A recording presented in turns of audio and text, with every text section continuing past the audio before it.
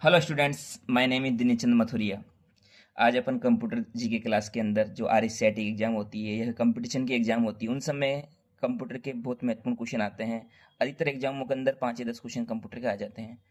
तो अपना पहला क्वेश्चन है आज कि ई मित्र पहल के तहत नागरिक किन सेवाओं को ऑनलाइन एक्सेस कर सकते हैं। तो इसके अंदर यूटिलिटी बिल पेमेंट्स, जैसे बिजली का बिल जमा कराना, गवर्नमेंट फॉर्म्स, कंपटीशन वाले फॉर्म अपन जमा करते हैं, सर्टिफिकेट्स वगैरह डाउनलोड कर सकते हैं, अपलोड कर सकते हैं अपन। तो इन सब के लिए ई मित्र के तहत अपन क्या करते हैं, नागरिक सेवाओं को ऑनलाइन एक्सेस मतलब यूज एक्सेस कर सकते हैं। क्वेश्चन नंबर 2 में अपन को बोला गया SSO में सेशन टोकन का उद्देश्य क्या होता है। इसका उद्देश्य होता है कि ट्रांसमिशन के दौरान डेटा को एनक्रिप्ट करना। ये एनक्रिप्ट है ना, सी नहीं है, एनक्रिप्ट करना। थर्ड नंबर क्वेश्चन में आपको बोला गया कि SSO का क्या अर्थ है, क्योंकि SSO बिना राजस्थान में कोई फॉर्म अपन भर नहीं सकते। राजस्थान जितने फॉर्म होते हैं वो SSO के थ्रू भरे जाते हैं। तो SSO का मतलब होता है single sign on. Option number C है single sign on. Question number 4 में आपसे बोला गया है कि जन आधार योजना राजस्थान की डिजिटल शासन पहल में कैसे योगदान देती है। तो कैसे योगदान देती है, भौतिक सत्यापन की आवश्यकता को कम करके, मतलब फिजिकली डॉक्यूमेंट लेके नहीं जाने अपन को। जन आधार योजना ऑनलाइन डेटा ले लेती है, पूरा वहां से फेच कर लेती है। तो आधार कार्ड वगैरह बनाना हो, फॉर्म भरना हो, तो जन आधार में यदि अपने डॉक्यूमेंट अपलोड कर रखे हैं वो डायरेक्टली वहां से ले लेती है। इसका मतलब ये भौतिक सत्यापन की आवश्यकता को कम कर देता है। मतलब ऐसे नहीं कि आपको हर डॉक्यूमेंट हार्ड कॉपी ले जानी पड़ती हो ना, डिजिटली ले लेता है। राजस्थान में कौन सी पहल स्कूलों में डिजिटल साक्षरता और कंप्यूटर शिक्षा प्रदान करने पर केंद्रित है। मतलब राजस्थान में कौन सी, जो राजस्थान में गवर्नमेंट स्कूल है, अब आपको वहाँ पे डिजिटल साक्षरता और कंप्यूटर शिक्षा प्रदान करना है, तो इसको मतलब इसको बोला जाता है कि ई शिक्षा। इसे क्या बोलते हैं अपन, ई शिक्षा।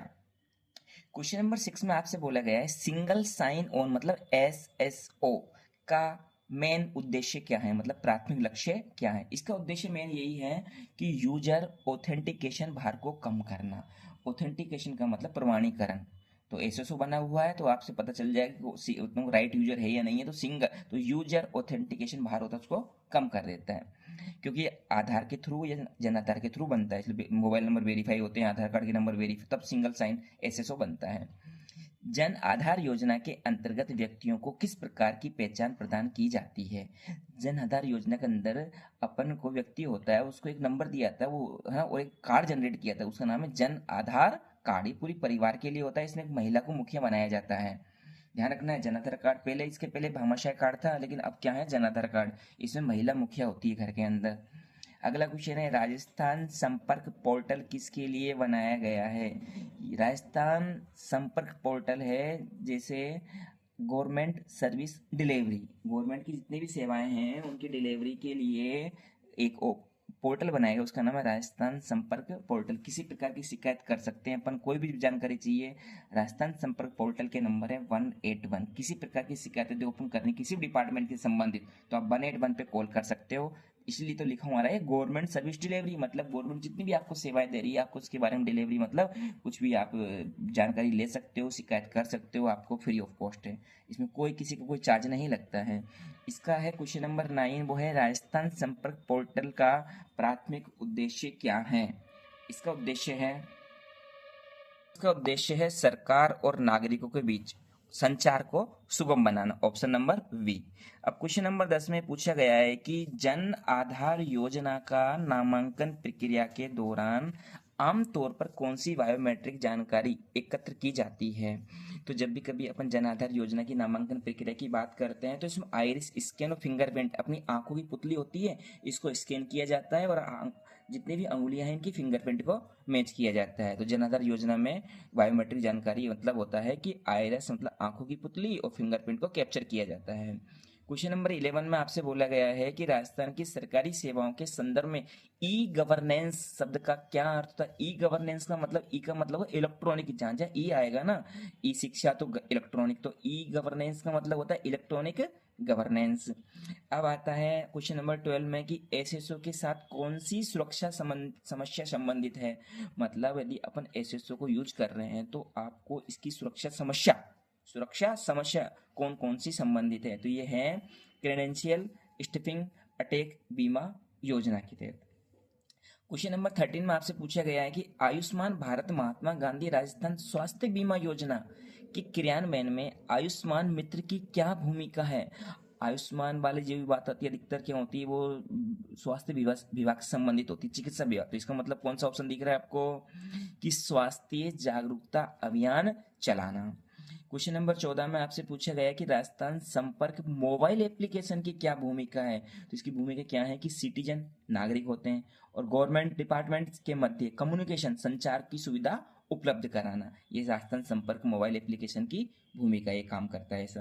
क्वेश्चन नंबर 15 में आपसे पूछा गया कि आयुष्मान भारत महात्मा गांधी राजस्थान स्वास्थ्य बीमा योजना का प्राथमिक उद्देश्य क्या है। मतलब जनरल पहला जो स्टार्टिंग होता है ना, मेन उद्देश्य क्या है, और भी होते हैं बहुत सारे, लेकिन मेन उद्देश्य क्या है इसका आयुष्मान वाले का। मैंने 2 मिनट पहले बताया था, जब भी कभी आयुष्मान वगैरह आता है तो आप जनरली हेल्थ केयर मतलब क्या है, स्वास्थ्य संबंधित। तो इसका ऑप्शन होगा V, universal health care coverage करता है। राजस्थान में जन आधार योजना को बैंक खातों से जोड़ने का क्या महत्व है। बैंक खातों से इसलिए जोड़ा गया था, पहले के ज़माने में क्या करते थे कि ई-मित्र वाले या कोई भी या फिर जो भी ट्रांसफ़र करते थे वो अपने अकाउंट में पैसा उठा लिया करते थे, लेकिन अब नहीं।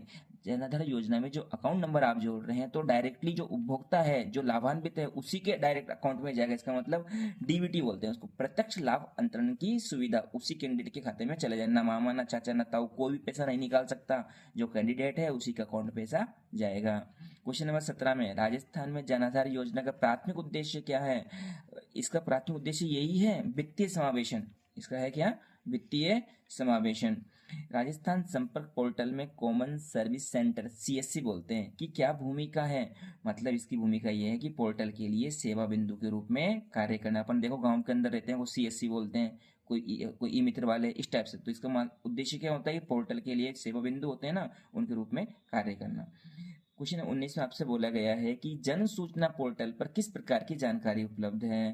तो जन सूचना पोर्टल है जो मैंने बताया था 181, इसमें गवर्नमेंट सर्कुलर्स, गवर्नमेंट की जितनी भी योजनाएं उनकी जानकारी ले सकते हैं, शिकायत कर सकते हैं किसी डिपार्टमेंट की जहां आपको उचित लगती है। तो इसका ऑप्शन क्या आ गया, जानकारी कौन सी उपलब्ध है, गवर्नमेंट सर्कुलर्स। क्वेश्चन नंबर 20 है कि राजस्थान में जन आधार योजना के लिए नामांकन के लिए कौन पात्र होता है। तो इसके लिए पात्र होता है सभी राजस्थान के निवासी, राजस्थान के जितने भी निवासी सभी पात्र हैं इसके लिए।